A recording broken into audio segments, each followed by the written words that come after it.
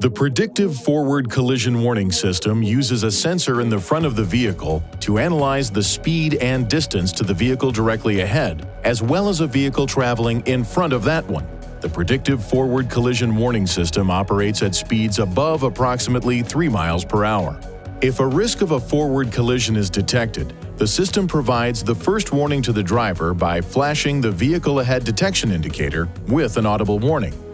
When the system detects potential risks, the system gives an alert to encourage the driver to decelerate in advance with a signal on the display, audible warning, and also by tightening the seatbelt.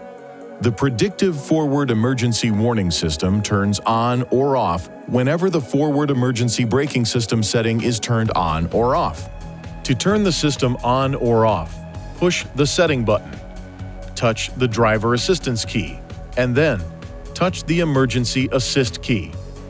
Now, touch the forward emergency braking key to toggle the system on or off. The warning light illuminates when the system is turned off.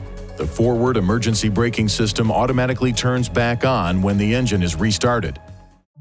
Please see your owner's manual for important safety information, system limitations, and additional operating and feature information.